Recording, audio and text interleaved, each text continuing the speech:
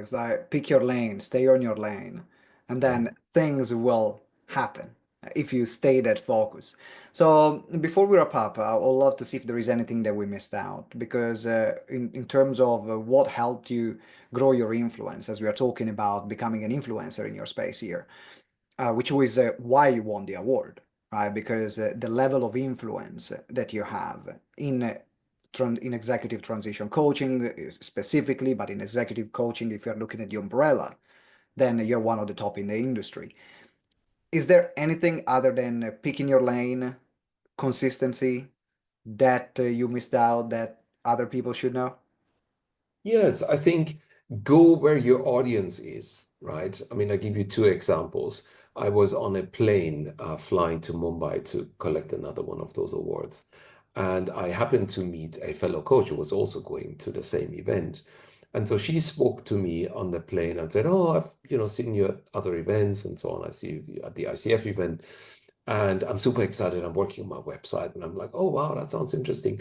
Do you happen to have it ready so I can take a look at it?" And she said, "No, I've been working on it for a year now with an agency. I've spent $12,000 and it's not quite ready yet. But when it's ready, I'm going to send you the link." And I thought to myself, I have been in this business for 10 years. I have never had a website. I actually never needed a website, nor do I know anyone who's a buyer of coaching services who will search for the coaches on their own unique websites.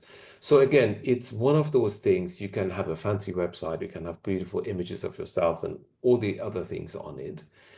But if your audience is not looking you up on your own website, you might as well ignore that.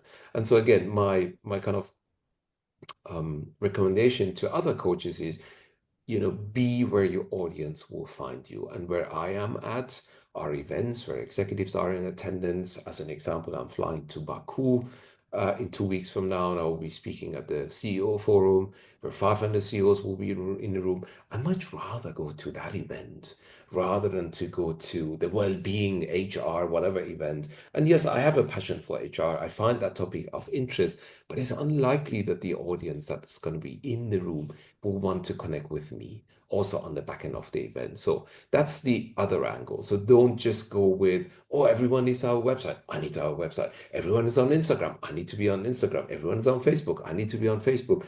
Just pick the platform that you deem to be valuable to you and to your audience. For me, it's LinkedIn. It's very easy. And just keep going at it, and it will do incredible things for you. Yeah, I love that. In particular, because there are a lot of people, particularly in the coaching space, that they will go to a lot of events or a lot of networking events, and they say going to events doesn't work. But I go to events that are full of their peers or competitors. And so now, like, you cannot find clients in a room full of your competitors or full of peers.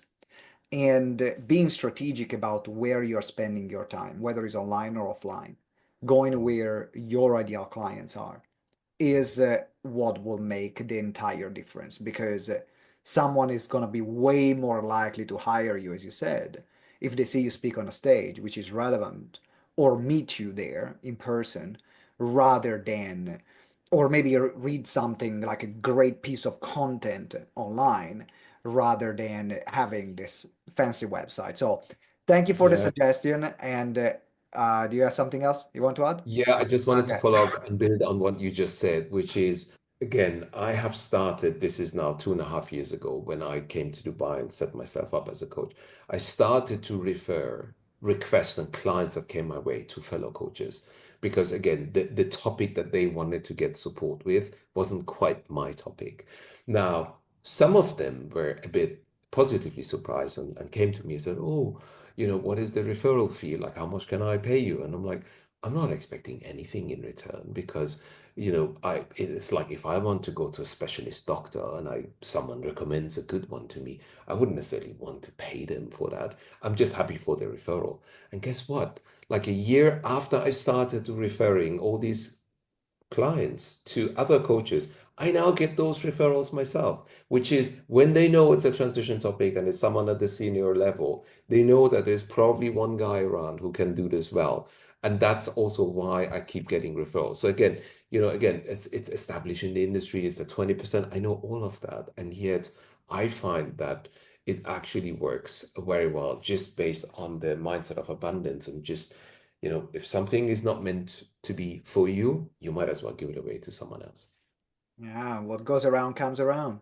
What goes Yes. around comes around. I love it.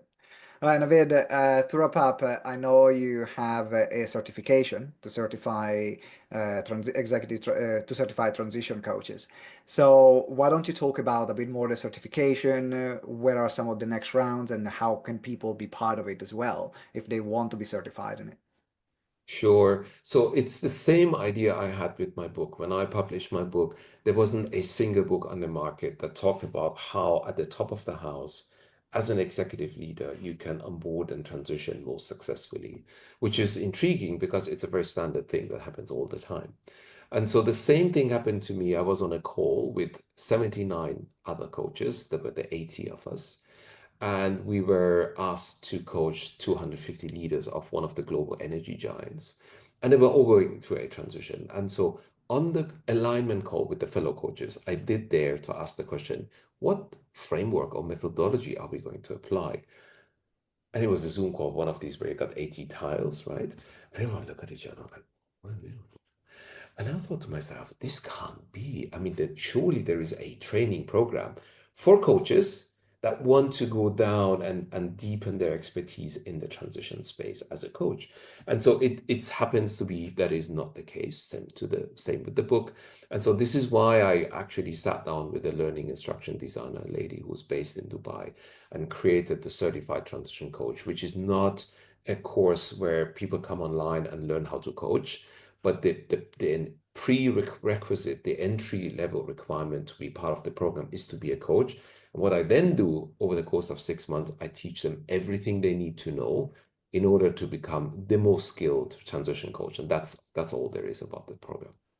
Yeah, it's a powerful certification, and in particular, then you understand by going through this certification. Actually, as you mentioned, you have a model that you can use, and in a niche which is highly profitable and underserved.